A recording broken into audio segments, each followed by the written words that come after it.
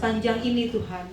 Kami Tuhan, kami tahu ya Tuhan, kami yakin Bapa, Engkau hadir di tempat ini ya Tuhan, untuk menjamah kami ya Tuhan. Terima kasih Tuhan, kami buka ibadah kami pada pagi hari ini, hanya di dalam nama Tuhan Yesus kami berdoa, amin. Beri salam satu dengan yang lainnya, depan, kanan, kiri, kanan. Katakan Tuhan Yesus dahsyat.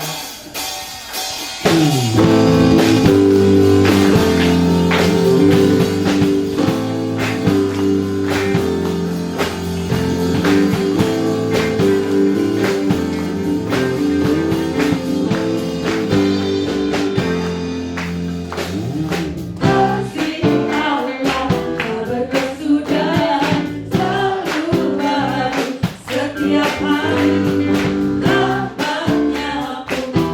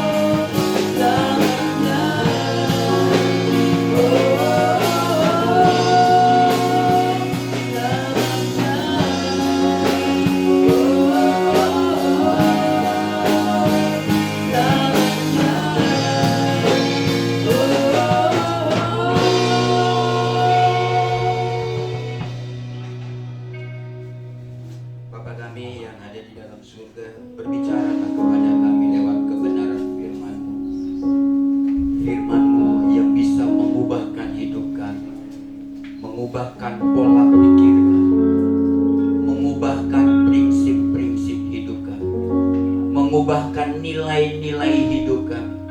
Bahkan juga firman-Mu berkuasa mengubahkan tujuan dari hidup kami.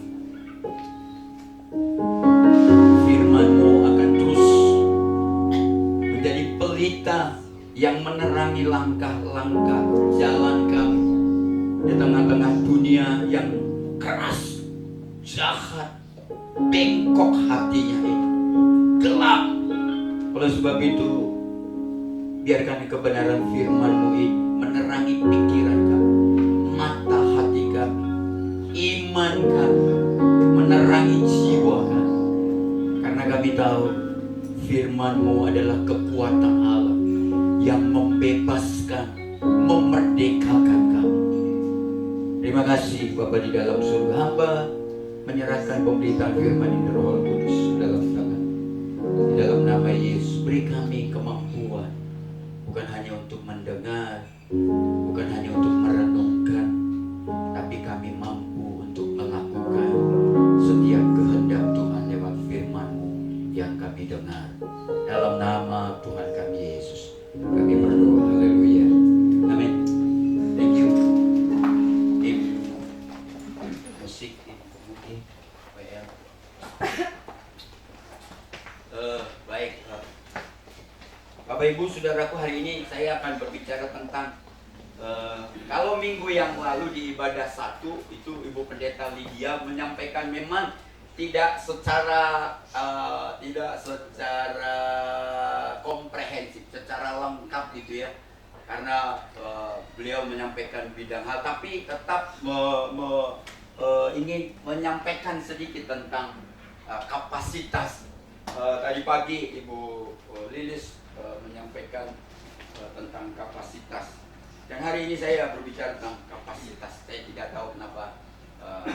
Sebenarnya saudara-saudaraku, 1 minggu saya sudah sampaikan tentang kebesaran Allah, gitu ya, bahwa kebesaran Allah itu melampaui akal dan pikiran kita, melampaui batas-batas hidup kita, saudara-saudaraku, melampaui segala hal. Itu kebesaran Allah. Tapi waktu saya siapkan PowerPoint saya buka Canva, kayak kok kenapa saya malah diambil ayat ini gitu, muncul ayat ini.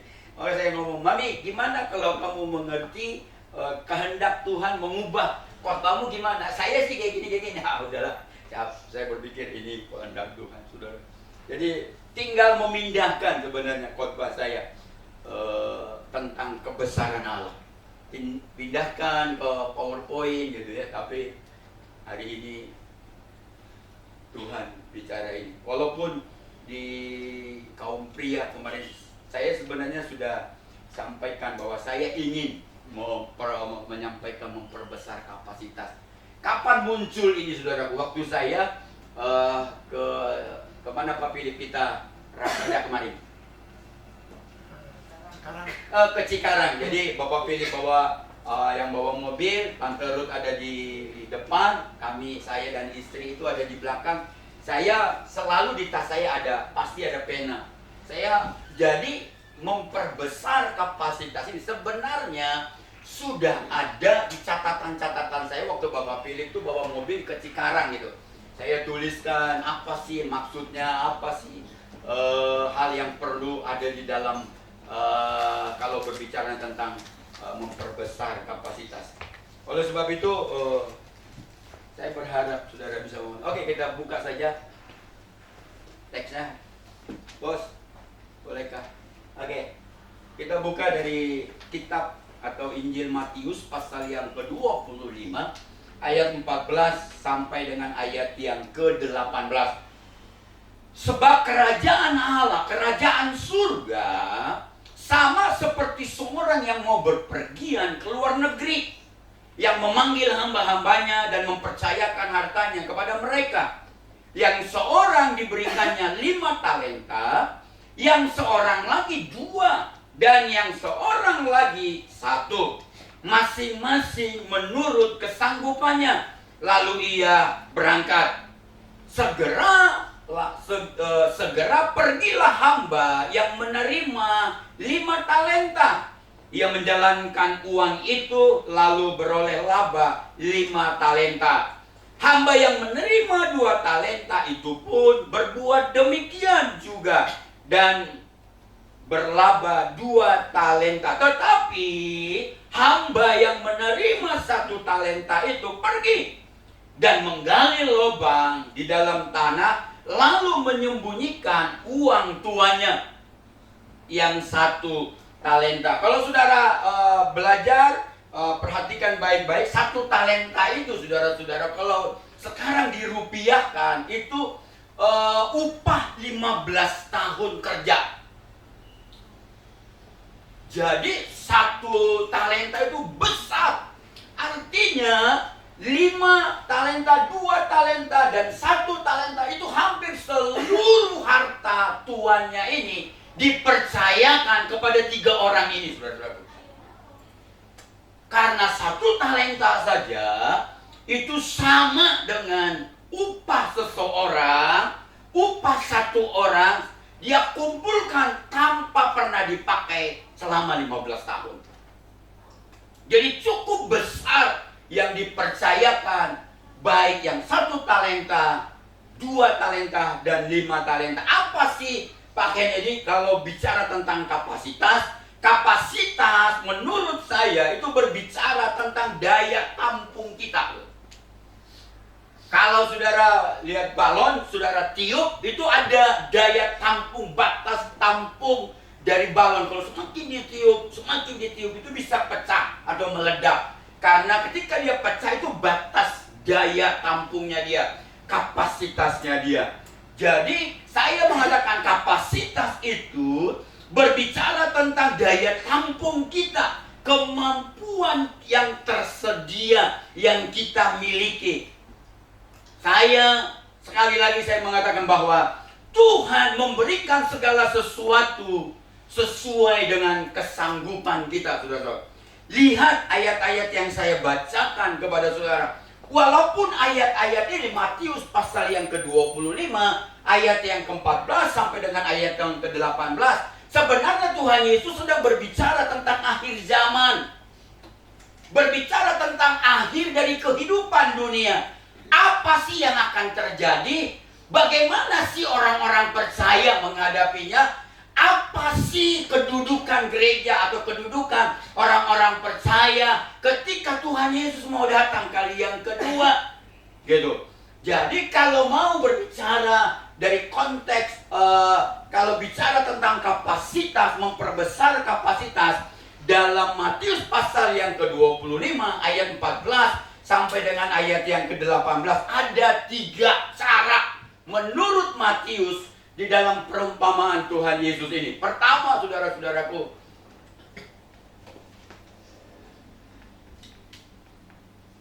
yang pertama itu harus cara memperbesar kapasitas seseorang, harus ada niat, harus ada kemauan. Ayat 18, ketika tetapi hamba yang menerima 1 talenta itu pergi dan menggali lubang di dalam tanah, lalu menyembunyikan uang tuannya. Di zaman sekarang saya katakan banyak orang berteriak, Tuhan, kok Tuhan pilih kasih sih? Gitu kan? Kok dia diberi lebih banyak talenta daripada saya? Kok dia lebih kaya dari saya? Kok dia lebih pintar dari saya? Kok dia lebih sukses dari saya? Kok dia lebih hebat dari saya? Benarkah, saudara-saudaraku, pernyataan atau teriakan orang-orang di zaman sekarang yang mengatakan, Tuhan, Engkau pilih kasih? Saya melihat ini cara pandang yang salah, saudara-saudaraku. Kalau saudara mengatakan Tuhan pilih kasih, sebenarnya tidak, karena di dalam ayat-ayat yang kita bacakan tadi, dia mengatakan Tuhan membagi harta itu, mempercayakan harta itu sesuai dengan kesanggupan dari orang itu, saudara-saudaraku. Oleh sebab itu mungkin saudara mengatakan, kalau saya nggak diberi 1 talenta, pasti saya lebih sukses dari mereka. No! Toh juga saudara dari cerita ini, dari perumpamaan ini, justru yang diberi sedikit, justru yang dipercayakan 1 talenta itu, justru dia buru-buru pula menggali lubang dan menanam talenta itu. Bayangkan betapa besar harta yang ditanam. Artinya kapasitas kita tidaklah, jadi kesuksesan kita, keberhasilan kita bukan tergantung apakah kita menerima 5 talenta, 2 talenta atau 1 talenta. Tapi ada nggak kita niatnya untuk mengembangkan 1 talenta itu? Ada nggak kita kemauan kita untuk mengembangkan 1 talenta itu? Kalau kita mau jujur, saudara-saudaraku, justru di zaman sekarang saya lihat terbalik. Yang diberi 5 talenta, yang diberi 2 talenta justru malas. Justru banyak tidurnya karena menganggap saya ini masih banyak dipercayakan oleh Tuhan.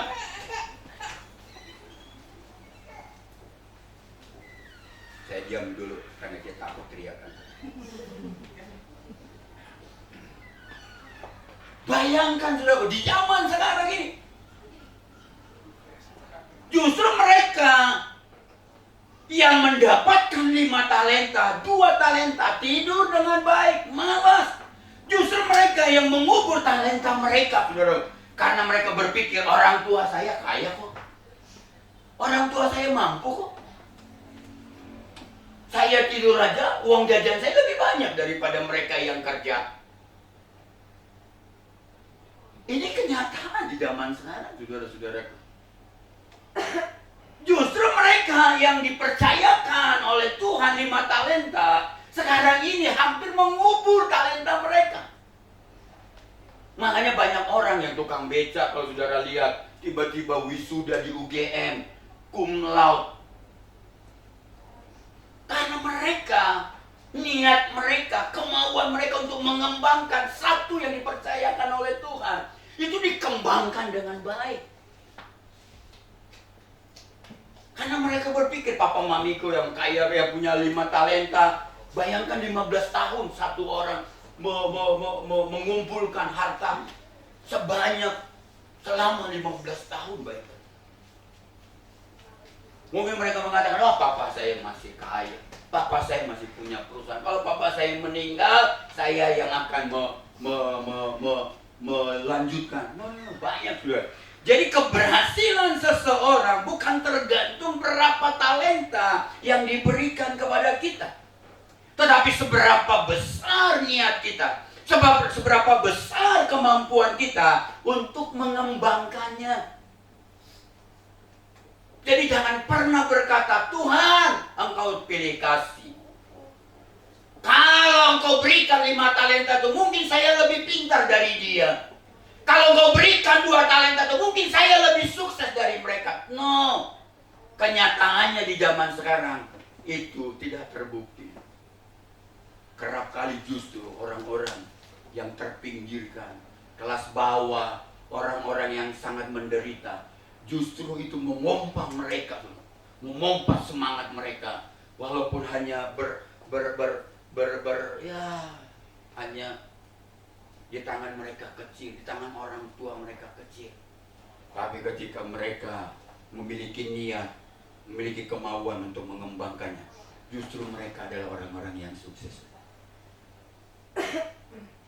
Memang kecenderungan manusia selalu melihat rumput tetangga itu lebih hijau daripada rumput kita sendiri. Kadang rumput kita nggak ada, jadi kita maklum lah, karena kita lihat rumput tetangga.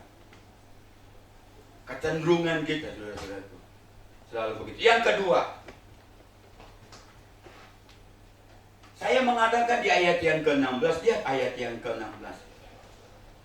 Segera pergilah hamba yang menerima 5 talenta itu. Ia menjalankan uang itu lalu beroleh laba 5 talenta. Ia menginvestasikan, saudara-saudaraku. Perhatikan baik-baik.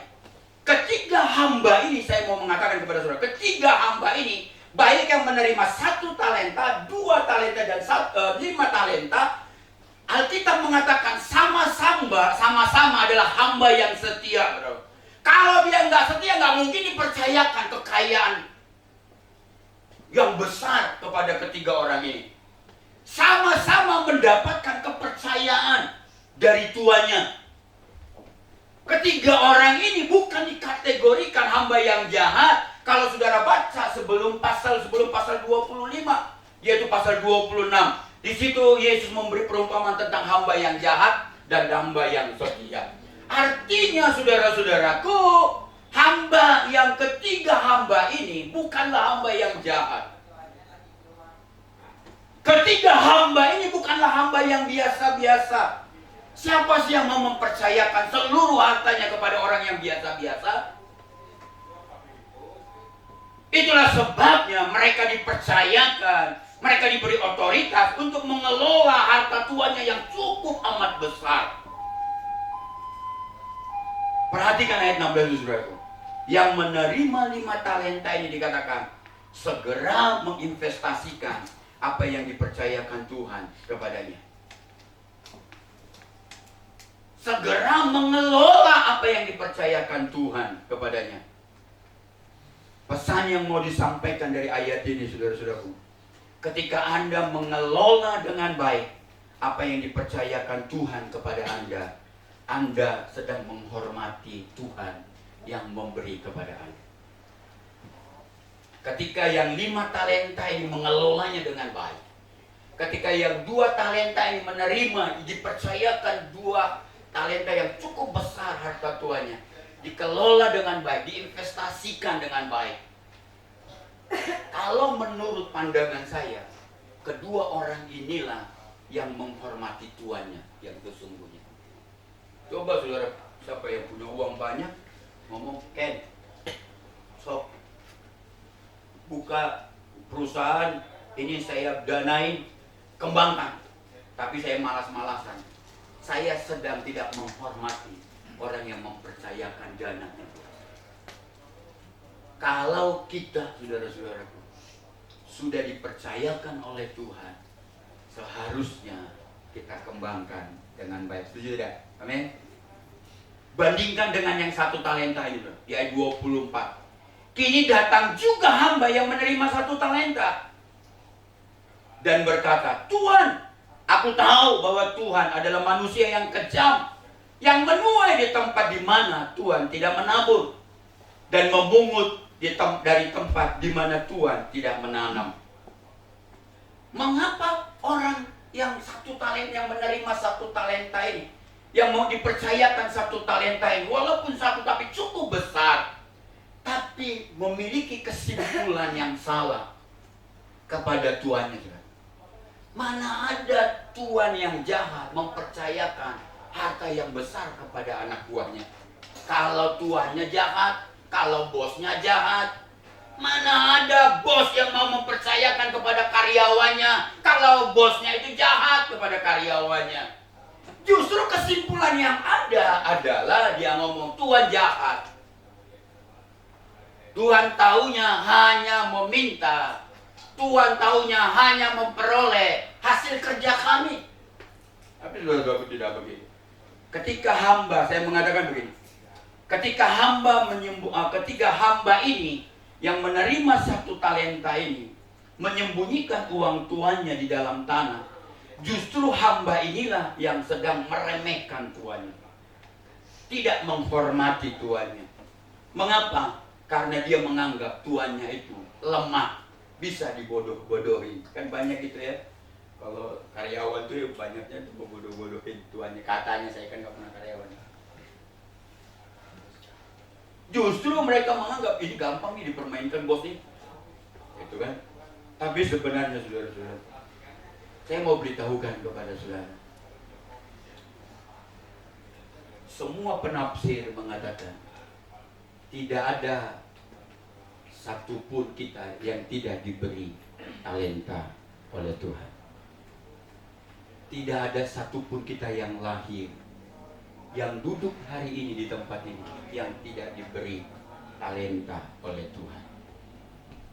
Mungkin saudara mengatakan usia saya sudah 80 tahun pakai ini.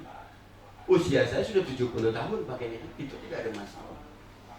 Tapi Alkitab mengatakan kita semua dipercayakan paling sedikit itu 1 talenta. Pertanyaannya, sampai usia kita sudah 50 tahun, usia kita sudah 70 tahun, usia kita sudah 80 tahun, bahkan lebih, atau usia kita sudah 40 tahun, dikurangi lagi usia kita baru udah 30 tahun, apakah talenta itu sudah berhasil kita kembangkan yang diberikan Tuhan kepada kita atau tidak?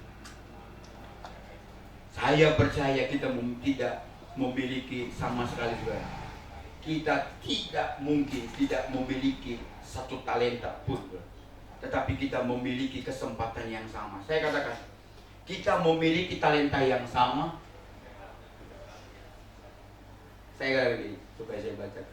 Kita tidak memiliki talenta. Memang kita tidak memiliki talentanya sama, tetapi kita memiliki kesempatan yang sama untuk mengembangkan apa yang Tuhan percayakan kepada kita. Pertanyaannya, banyak orang ngomong begini, atau anak-anak muda dulu, mungkin saya juga salah satu yang berpandangan seperti ini. Kalau saya lahir dari keluarga yang kaya, mungkin saya tidak semenderita ini. Kalau saya lahir dari dari keluarga tokoh, mungkin saya tidak semenderita ini, tidak sesusah itu.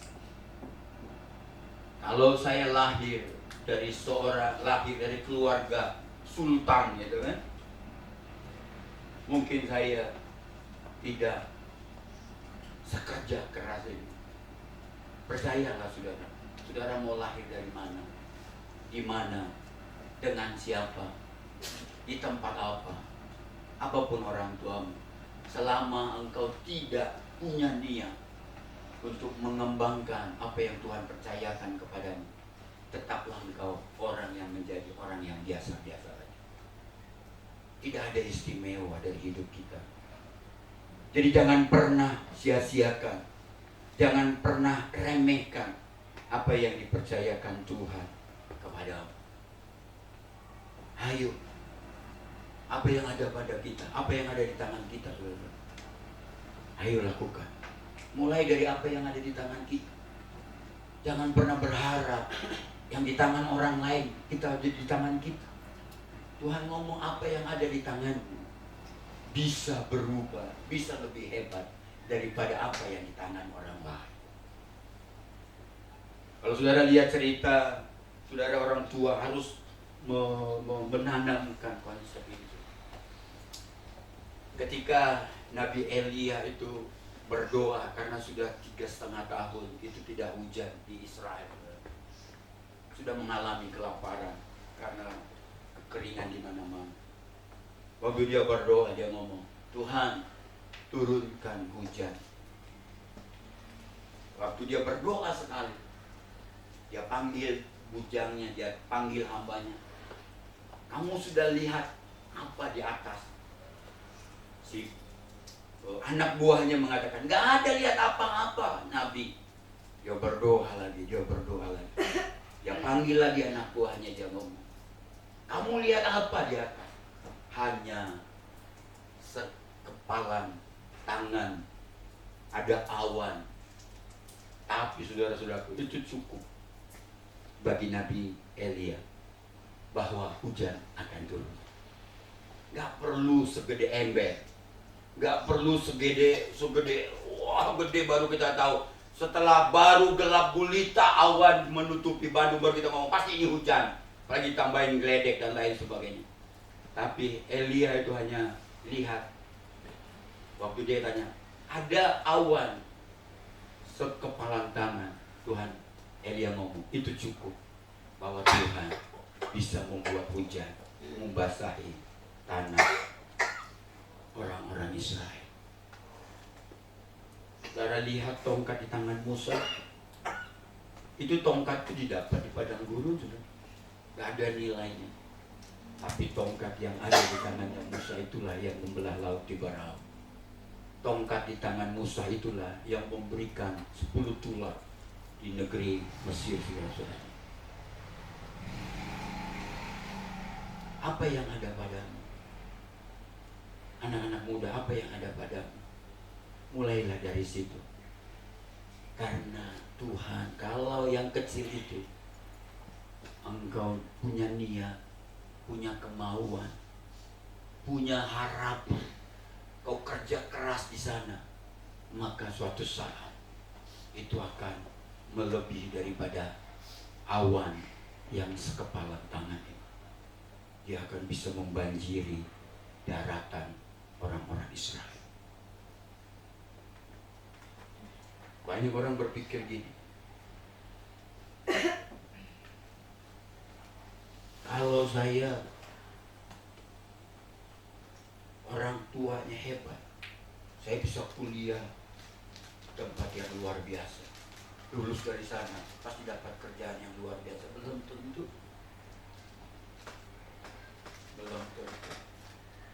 Oleh sebab itu saya katakan, jangan pernah sia-siakan, jangan pernah remehkan apa yang ada di tangan kita. Karena apa yang ada di tangan kita itu bisa besar dan luar biasa bersama dengan Allah yang luar biasa. Amin. Yang ketiga, terakhir, persoalannya saya mengatakan, saudara-saudaraku, musuh terbesar dari orang yang ingin memperbesar kapasitasnya adalah itu 3 hal ini. Kalau saudara menunda-nunda, banyak alasan, selalu berkata aku tidak bisa, selalu berkata aku tidak punya waktu. Saudara, udahlah, mau 5 talenta Tuhan berikan, 10 talenta, nggak akan bisa berkembang. Percaya.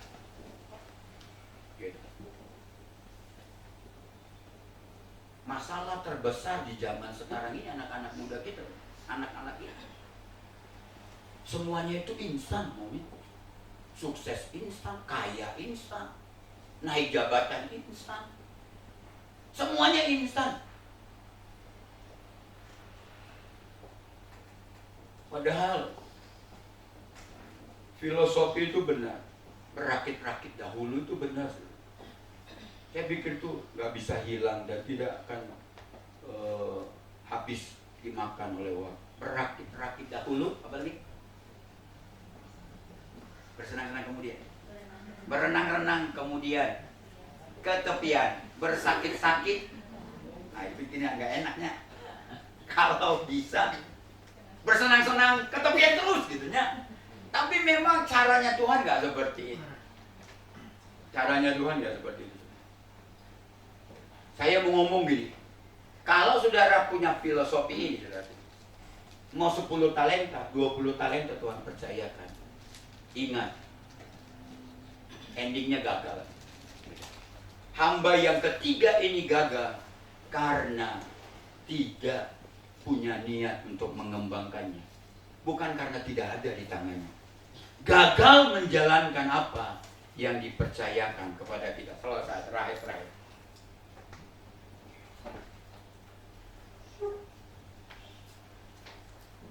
Next. Oke, setia, saudara. Di ayat 10 dikatakan, barang siapa setia dalam perkara-perkara kecil, ia setia juga dalam perkara-perkara besar. Setia, kamar setia itu satu kamar dengan tekun. Itu pasti setia dan tekun. Itu satu kamar aja, satu tempat tidur, nggak boleh dipisahin mereka ini. Ketika Anda setia, saya taruh saja, mungkin sudah nggak bisa baca, tapi saya taruh kalimat ini langsung, saya pindahkan dari tablet saya. Ketika Anda setia dan bertekun dalam hal-hal kecil, maka tanpa disadari Anda akan mengalami pelebaran tanggung jawab. Anda akan terus mendapatkan perkara-perkara besar. Anda akan terus diberi tanggung jawab yang lebih besar terhadap hal-hal yang jauh lebih besar. Siapa Apa yang menunjukkan kesetiaannya terhadap perkara-perkara yang dipercayakan kepada dia? Apakah itu perkara besar atau kecil? Dia akan dipercayakan oleh Tuhan dengan hal yang lebih besar daripada yang semula. Oleh sebab itu saya katakan, kapasitas kita hanya dapat dikembangkan ketika kita setia dengan Yesus, yaitu Tuhan yang mempercayakan miliknya kepada kita. Kalau engkau bisa menghafal dengan baik, satu kali baca engkau hafal dengan baik, itu keren, saudara-saudaraku. Saya ini waktu saya sekolah Alkitab, jam 9 belajar sampai jam setengah 11. Itu rame-rame. Udah dihafalin aja karena UTS. Dihafalin. Sampai di kamar tidur. Belum tidur. Mau dihafalin lagi sebelum mau tidur. Udah lupa aja semua. Maksudnya apa ya? Tapi dengar ini baik-baik, saudara. Ketika Tuhan mempercayakan, ingat, di anakmu itu, saudara, pasti ada hal yang bisa dikembangkan sehingga membawa dia akan lebih besar dan lebih besar. Oh, kita sebelum saya tutup, saudara, ayo kita belajar dari Daud bagaimana cara dia mengembangkan kapasitas. Pertama, saudaraku, Daud ini dia itu terpilih jadi raja sejak dia itu masih remaja. Dia itu lagi ngangon kambing, ngangon domba di pelataran apa ya, tempatnya masih kemerah-merahan. Alkitab mengatakan itu dia sudah dipilih dan sudah ditaruh tangan Samuel untuk mengurapi dia. Dipilih jadi orang hebat dan jadi raja sejak dia kecil. Tapi dengar ini baik-baik. Sejak tangan Samuel ditaruh di atas kepalanya Daud untuk mengurapi dia, saat itulah banyak gejolak, banyak tantangan, banyak rintangan yang dia hadapi. Saya mau beritahukan, dari semua perjalanan hidup Daud sampai dia diangkat menjadi seorang raja yang hebat, yang pertama saya simpulkan ada 3 kita bisa belajar dari hidup Daud untuk memperbesar kapasitasnya. Pertama, saudara-saudaraku, Daud ini kalau saudara lihat berani menantang, bukan menentang ya. Menantang itu apa ya? Positif nggak sih? Menantang positif. Kalimat positif nggak sih? Kata positif. Menantang atau menentang? Menentang itu malah negatif ya. Gak pinter-pinter ya. Ini orang-orang kampus pinter-pinter. Menantang situasi yang melebihi dari kekuatannya. Saudara tahu kapan ini terjadi? Ketika dia diperhadapkan kepada Goliat. Itu kalau saudara lihat itu gambar-gambarnya, itu langit dengan bumi, besarnya, tingginya, wow. Tapi saudara-saudaraku, waktu dia menantang Goliat yang jauh lebih besar, yang jauh lebih kuat, yang jauh lebih berpengalaman, yang jauh lebih hebat dari Daud, musuh terbesar Daud itu adalah ketakutannya sebenarnya. Mengapa? Kakak-kakaknya udah takut, Raja Saul udah takut. Dia ngomong nih, gak ada yang bisa hadapin Goliat. Kalau dia juga takut, apalagi kakak-kakak saya seorang prajurit yang hebat, pengalamannya luar biasa. Raja saya aja yang dimana-mana setiap hari perang takut sama Goliat. Kalau dia juga takut, saudara-saudaraku, maka dengan ini baik-baik. Kalau dia takut tidak pernah memenangkan Goliat yang dia hadapinya, saya yakin saudara, cerita Daud itu akan berubah. tidak seindah dengan cerita yang sekarang. Saudara bisa lihat, waktu Goliat ngomong, siapa yang hebat, yang bisa menantang saya? Kalau bisa menang mengalahkan saya, kami akan keluar, kami menyerah, kami akan kalah. Gak ada. Semua pada mandang, siapa yang berani? Gak ada. Anak kecil yang datang. Anak kecil, polos, biasa, yang gak pernah ngangkat senjata, gak pernah mempunyai baju jirah, gak pernah pakai ketopong, gak pernah pakai apa itu untuk menghalangi dia. Kalau saudara dia tentara-tentara Romawi zaman dulu, gak pernah busurnya dia arahkan ke orang lain, gak pernah. Tapi saya ngomong, dia berhasil menjatuhkan orang yang paling hebat di Filistin. Itu karena pertama, saudara, pribadi Daud ini berani menantang yang melebihi daripada kekuatannya. Saya setuju pernyataan yang mengatakan, kalau saudara hanya bisa mengangkat 10 kilo dan saudara tidak melatih otot saudara supaya bisa mengangkat 20 kilo, maka tidak akan pernah saudara bisa berhasil mengangkat 20 kilo. Daud ini naik level, saudaraku. Langsung dia, wah keren nih kalau saya ngomong kalau ini jadi film, tapi jangan film telenovela, jadi lucu nanti. Film keren kalau dia buat film. Anak kecil tapi hebat. Apakah Daud tidak sama seperti Raja Saul? Seperti kakak-kakaknya punya rasa takut? Punya. Tapi kalau saya berpikir, kalau saudara mau jadi orang hebat, melebihi dari rata-rata, belajar dari Daud. Berani menantang situasi yang melebihi dari kekuatan. Berani menghadapi tantangan yang lebih besar daripada kemampuannya.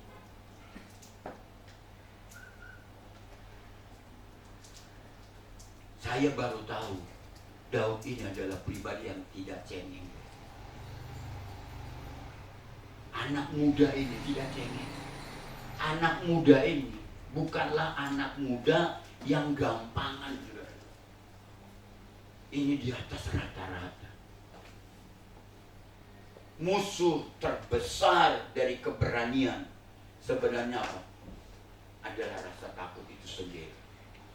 Tapi kalau kita bisa kalahkan ketakutan kita, maka sebenarnya ketakutan itu hanyalah bagian dari kecil dari keberhasilan kita. Keberhasilan Daud mengalahkan Goliat karena Daud berhasil terlebih dahulu mengalahkan rasa takutnya. Yang kedua, saudara bisa lihat bagaimana Daud, belajar dari Daud, bisa mengembangkan kapasitasnya, saudara. Daud tidak mudah kecewa. Saudara baca aja kitab waktu Daud, Raja Saul dan kakak-kakak itu berperang dengan Goliat. Gak mudah, gampang kecewanya. Aduh, gak gampang dulu. Aduh, karena ini masih anak muda. Kalau dia udah umurnya 50 tahun, mungkin mentalnya itu udah mulai stabil gitu ya. Kejiwanya mulai stabil gitu. Gak gampang marah, gak gampang kesel gitu ya. Ini masih sangat muda, saudaraku. Masih sangat muda, labil. Gampang marah. Kalau diajak ngebut-ngebutan masih gampang nih mah.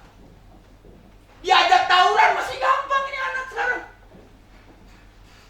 Bawa celuri dia mau asal tawuran. Diajak apa? Dia mau karena dia memang masih labil, belum stabil anaknya. Tapi waktu dia ngomong, aku mau hadapi dia itu raja, kata si dia ngomong sama Saul. Kakaknya ngomong,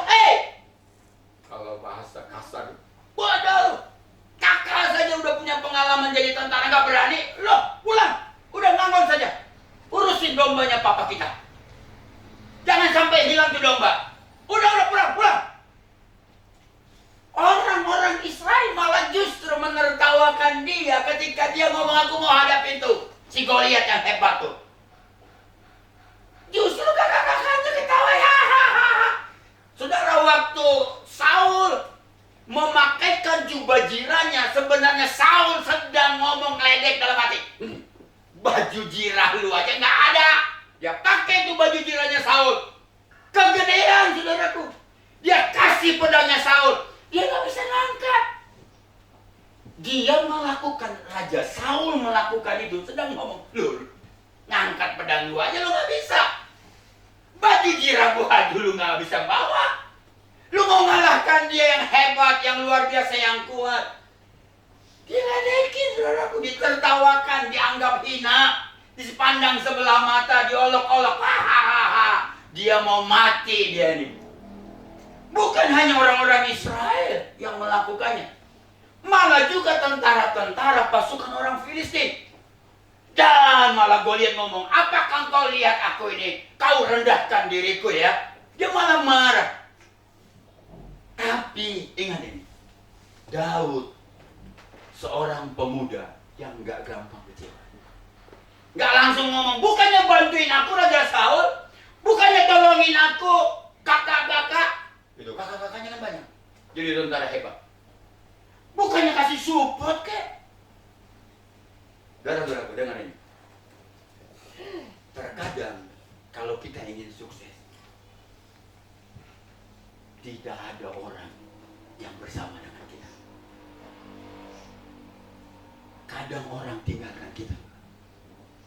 Tapi kalau kau mau sukses, tetaplah melangkah. Kadang kita mau sukses, mau berhasil, kiri kanan kita itu lagi ngomongin kita lah. Siapa sih lu? Orang tua lu aja kayak gini.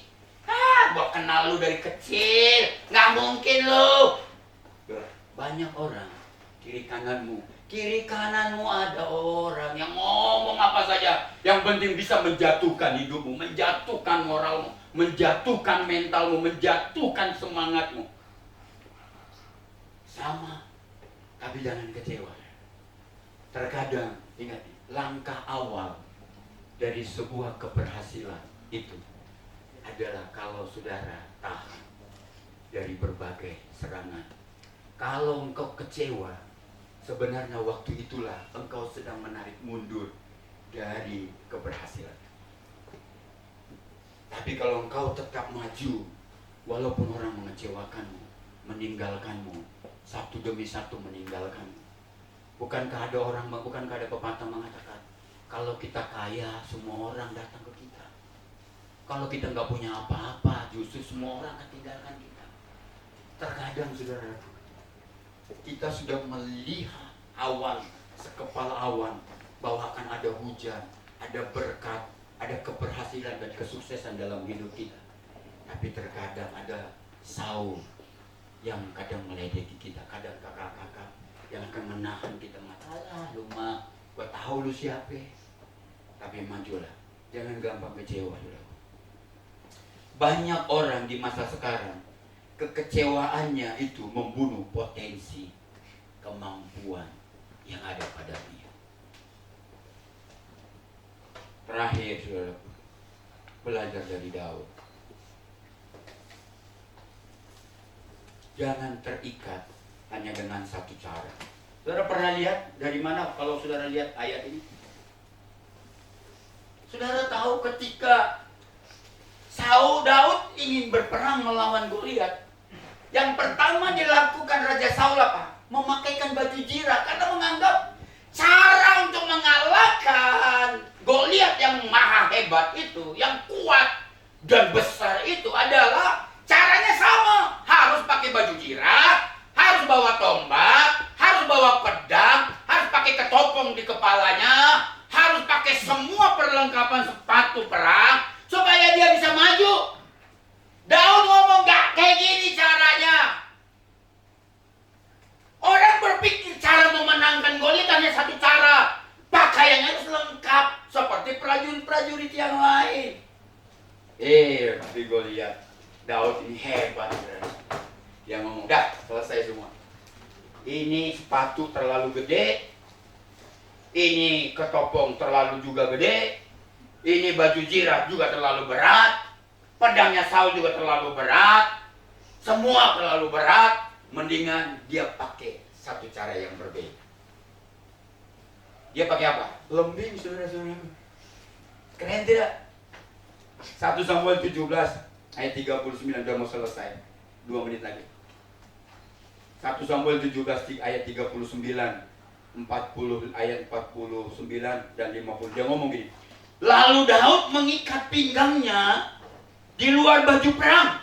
Loh, udah dibuang baju perangnya. Kemudian ia berikhtiar berjalan sebab belum pernah dicobanya, saudara. Garis bawah itu ayat 39 dari 1 Samuel pasal 17.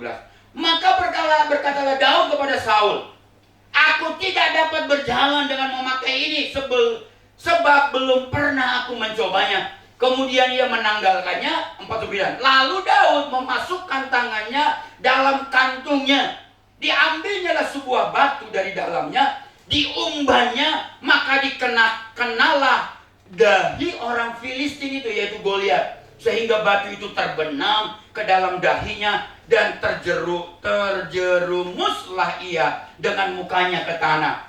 Ayat 50 katakan, demikianlah Daud mengalahkan orang Filistin itu, yaitu Goliat, dengan umban dan batu.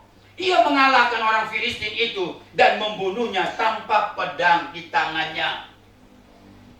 Banyak kita berpikir kalau orang itu sukses harus gini polanya, terstruktur, tersistematis, saudara-saudara. Ada buku, makanya ada buku rahasia untuk sukses. Ada panduannya. Tapi bagi Daud ada. Dengar ini baik-baik.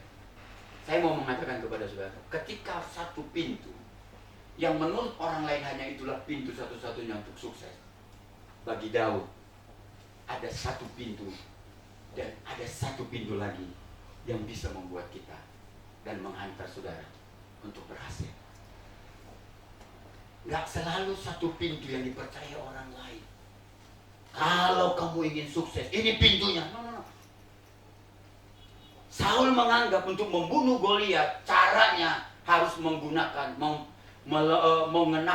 perlengkapan senjata dan semua atribut-atribut yang ada. Tapi toh juga gagal. Dia hanya mengenakan satu cara yang berbeda. Dia mencoba pintu yang berbeda, yaitu melemparkan lembingnya, umbannya, Alkitab katakan, dengan satu batu. Saya katakan, kalau satu pintu yang menurut saudara sudah tertutup, karena menurut kamu hanya satu pintu inilah yang bisa menghantarmu kepada kesuksesan, keberhasilan. Ingat, ada pintu yang bisa terbuka buat kita untuk bisa menghantar kita kepada kemenangan. Itulah yang dicoba oleh Daud. Daud tidak terikat hanya dengan satu pola, satu cara untuk membunuh Goliat. Saya berharap saudara, inilah yang saudara tunggu-tunggu. Kasih ya, sudah dengar amin. Langsung bangun semuanya kitanya. Ya puji Tuhan. Kalimat ini bisa membangunkan saudara, hebat kata-kata ini. Berarti berkuasa. Wah, Tuhan tolong saudara. Hari ini saudara-saudara yang dikasih Tuhan, saya mau beritahukan kepada kita. Boleh tim musik datang. Kita akan akhiri ibadah kita. Tapi saya mau beritahukan kepada hari ini. Engkau anak-anak muda dengarkan ini baik-baik. Terkadang pola yang dunia berikan kadang itu bukan milik kita, walaupun ada banyak orang lewat pola itu, orang berhasil dan sukses. Belajar dari Daud untuk mengembangkan kapasitas. Jangan terlalu percaya hanya ada satu pintu untuk kita berhasil. Daud coba melihat pintu yang lain untuk mengalahkan Goliat. Dan justru di pintu yang lain itulah dia bisa menjatuhkan Goliat yang maha besar maha kuat dan hebat itu. Oleh sebab itu anak-anak muda dan orang tua, dengarkan ini baik-baik. Beritahukan kepada anak. Kadang kita ribut sama anak kita. Harus dengan cara ini, Pi. Harus dengan cara ini, Mi. Tapi katakan, Mami tadi dengar pola yang tahu tidak selalu sama dengan pola yang dunia lakukan untuk membawamu kepada sebuah keberhasilan. Karena ketika pintu A tertutup, Tuhan sanggup buka pintu yang B. Pintu A dan B tertutup, Tuhan selalu sanggup juga buat pintu C terbuka buat hidupmu. Amin. Artinya tidak ada kata sudah selesai. Aku kalah. Aku mengalah. Aku sudah selesai. Masa depanku sudah habis. Tapi Daud mengatakan no. Masa depanmu tidak akan pernah habis selama kau bersama dengan aku. Tuhan Yesus bisa tolong kita hari ini. Haleluya. Mari kita berdiri bersama.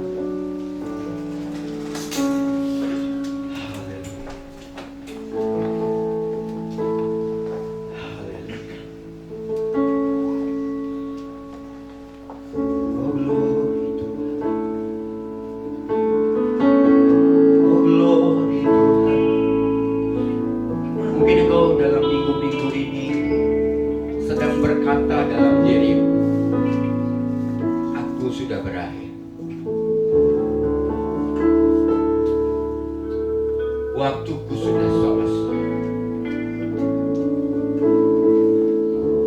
Tidak mungkin lagi aku bisa bangkit. Tidak mungkin lagi aku bisa sukses, berhasil. Karena pintu satu-satunya sudah tertutup. Tapi Daud mengajarkan kepada saudara, selalu ada pintu yang lain terbuka, yang sengaja oleh Tuhan dibuka untuk saudara. Karena Tuhanmu ingin mengajarkan engkau.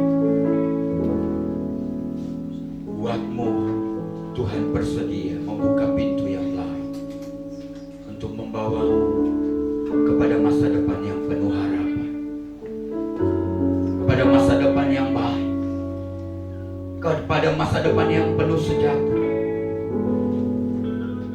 Dan jangan pernah katakan aku sudah selesai, masa depanku sudah berakhir. Tapi selalu tangan Tuhan terbuka menolong. Bolehkah kita naikkan pujian yang selalu saya naikkan buat saudara? Peganglah tanganku.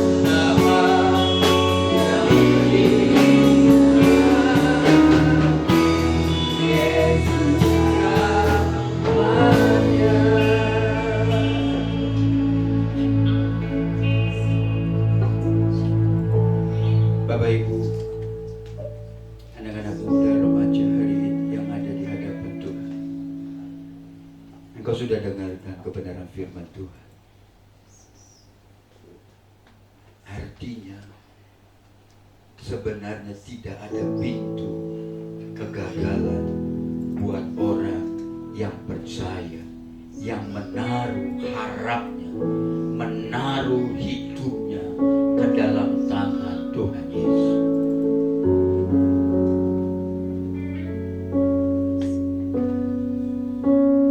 Karena selalu tersedia bagimu pintu untuk bisa kau lalui, untuk melanjutkan perjalananmu, mengarungi masa depanmu. Kedua, tidak ada yang Tuhan biarkan tanpa dipercayakan. Apakah 5 talenta? Apakah 2 talenta? Apakah 3 talenta? Persoalannya, masalahnya bukan berapa banyak talenta yang Tuhan percayakan kepadamu, tapi apakah engkau sungguh-sungguh mau mengembangkan apa yang Tuhan beri kepadamu? Bukan karena lebih besar, maka kesempatanmu untuk sukses lebih besar. Walaupun 1 talenta ini, kalau dia jalankan, kalau dia usahakan, kalau dia kembangkan, maka dia juga akan sukses, saudara-saudaraku. Tapi nyatanya dia hanya bisa mengubur talenta, harta, kemampuan yang Tuhan percayakan kepada dia. Dan justru dialah yang marah. Justru dialah yang mengatakan Tuhan jahat. Padahal Tuhan sudah mempercayakan harta yang besar buat satu hamba yang menerima 1 talenta ini. Kesalahan terbesar kita ketika engkau merasa bahwa engkau gagal, engkau buru-buru mempersalahkan Tuhan, bahwa Tuhan tidak bersama dan di pihakmu lagi. Padahal yang sesungguhnya adalah engkaulah yang membenamkan, mengubur talentamu dengan bermalas-malasan dan tidak pernah bekerja keras untuk mengembangkannya. Inilah pesan yang Tuhan sampaikan, yang kau mau dengar. Bapa di dalam surga, hamba sudah selesai menyampaikan kebenaran firman. Hari ini kami mau pulang dari tempat ini. Kami ingin kembali. Kalau kami selama ini sudah menanam talenta kami, mengubur dalam-dalam talenta kami, kami mau pulang dari tempat ini. Kami mau gali kembali. Kami mau gali kembali. Kami mau bangkit. Kami mau berjalan. Kami mau lalui pintu yang tidak sama seperti kakak-kakak Daud, yang tidak sama seperti Raja Saul. Daud berhasil melihat pintu yang lain, dan pintu itulah, lewat jalur itulah yang mengalahkan Goliat. Kami mau mengalahkan ketakutan kami dengan menaruh harap kami dan mempercayakan hidup kami kepada Tuhan yang adalah Raja di dalam hidup kami. Terima kasih Bapak. Dalam nama Yesus hamba berdoa dan mengucap syukur. Haleluya. Amin. Silakan duduk. Ada beberapa pengumuman Bapak dan Ibu. Pertama, pengumumannya adalah buka kaum muda. Tuan, kaum pria ada juga ya? Siap kah?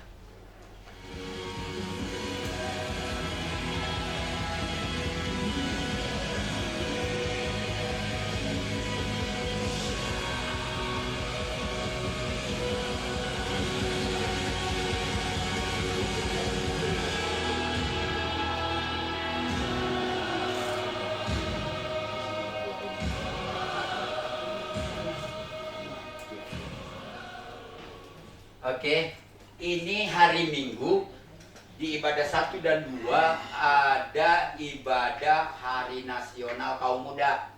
Temanya ini, pembicaranya itu yang paling utama dari slide-slide ini adalah mohon anak-anak muda datang bersama-sama karena semua ibadah akan dilayani oleh anak-anak muda. Itu yang pertama.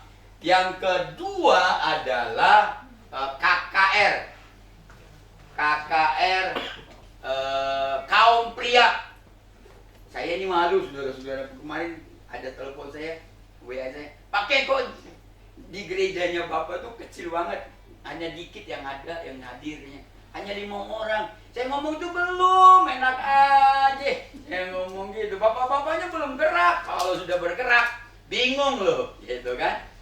Nah, jadi saudara-saudaraku, mengapa harus daftar? Supaya itu konsumsi, mereka mau siapkan. Gitu, siapkan semua, toko makan pakai yang macam-macam, yang berat-berat itu, supaya mereka tahu berapa sih yang hadir.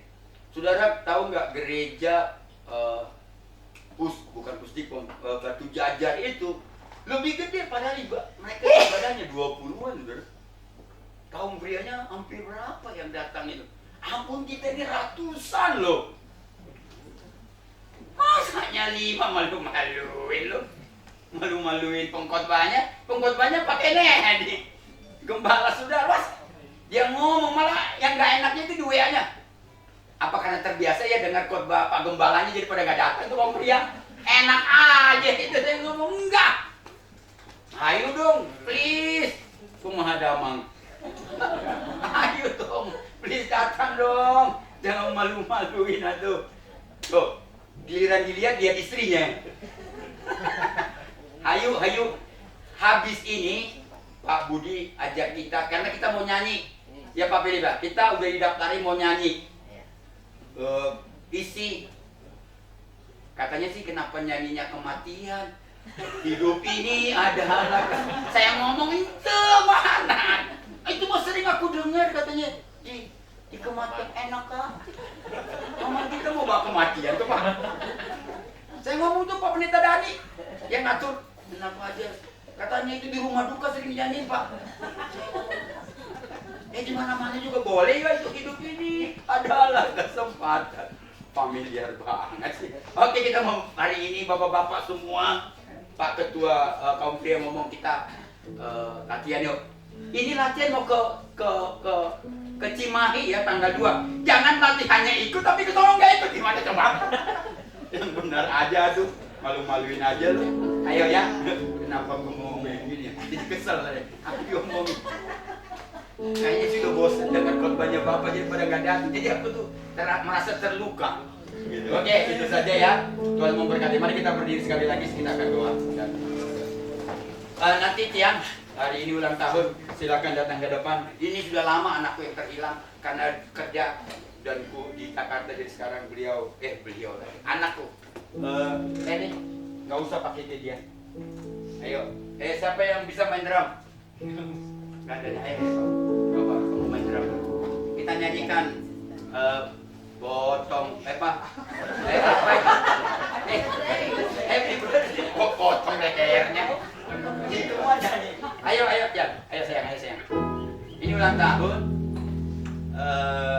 Ini ulang tahun. Kita ada lagi yang ulang tahun. Ayo.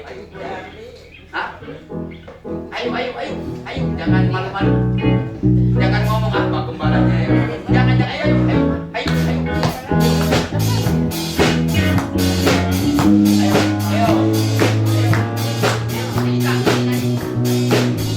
Happy birthday to you. Happy birthday to you.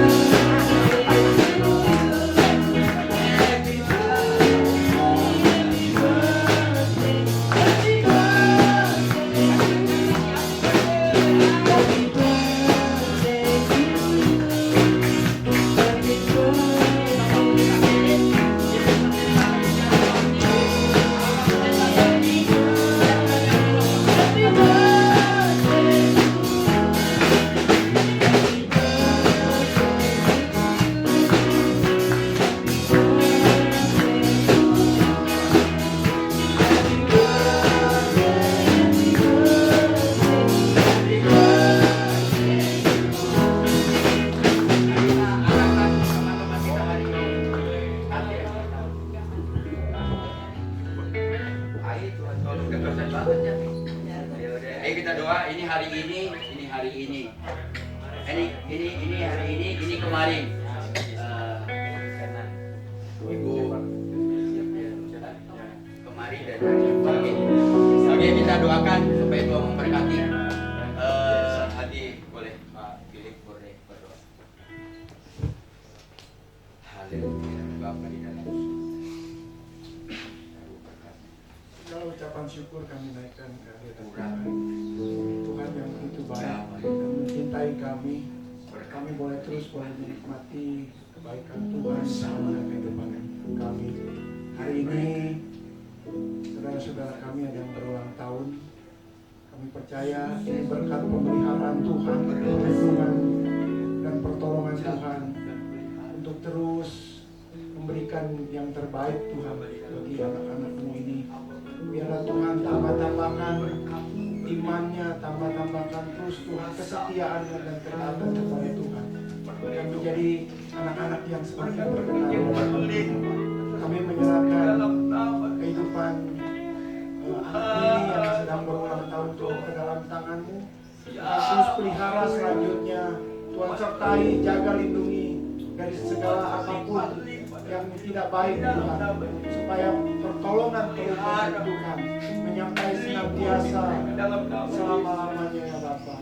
Dan kami percaya Tuhan adalah Tuhan yang sungguh baik dan tidak mengecewakan. Dan hari ini kami boleh turut berbahagia semua yang hadir di tempat ini, karena Tuhan telah tambahkan usianya. Dan kiranya Tuhan kuasa-Mu menyertai mereka semua. Terpujilah nama Tuhan selama-lamanya. Di dalam nama Yesus kami berdoa dan mengucap amin. Mari kita angkat tangan dan kita akan pulang tinggalkan tempat.